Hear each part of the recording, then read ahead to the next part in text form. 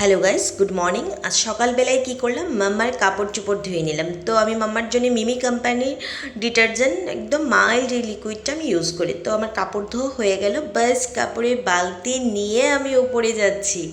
তো ছাদের উপরে গেলাম, ওখানে কি করলাম, শুধু মাম্মার কাপড় নয়, মাম্মার পাপার কাপড়ও আমি ধুয়ে দিলাম। ওগুলা হলো তুলসী গাছ, আমার ফুল গাছ আর কি, ওগুলাতে আমি যত্ন করতে সেই রকম টাইম পাই না, যতটুকু পারি করার চেষ্টা করি। আচ্ছা ঠিক আছে, এখন আমি কি করব, কাপড়গুলি ছড়িয়ে দিচ্ছি একে একে করে।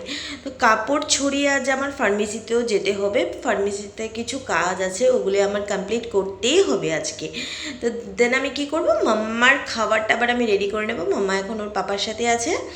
তো আমি কি করছি, কাপড় চোপড় ছড়িয়ে আমি ঘরে এসে ফ্রেশ হয়ে ফার্মেসিতে চলে যাব। বাস আমার কাপড় ছড়ানো হয়ে গেছে, ফার্মেসিতে ঢুকে গেলাম। বাস এখন আমি যা যা কাজ আছে আমার আয়ত্তের মধ্যে, ওগুলো আমি কমপ্লিট করে নেওয়ার চেষ্টা করব। তো প্রথমে কী করলাম, আমার যত মেডিসিন আছে ওগুলাতে আমি বারকোড লাগিয়ে নেব। বারকোড আমাদের সিস্টেম আছে, ওটা স্ক্যান করে মেডিসিনটা সেল করতে লাগে। তো আমার পেন্ডিং খাতাটাও আমি দেখে নিলাম যা যা আছে। তো ঠিক আছে, আমি যা যা কাজ আছে আমি কমপ্লিট করছি ফার্মেসিতে, ওগুলি আমি জলদি জলদি সেরে আমার ঘরেও যেতে লাগবে, মামার জন্য খাওয়া রেডি করতে লাগবে। দেন আজকে আমি ভাবলাম মামাকে আমি ঘরে গিয়ে আগে প্রথমে স্নান করিয়ে নেব, তারপর ওর যা যা করার করে নেব, ঠিক আছে।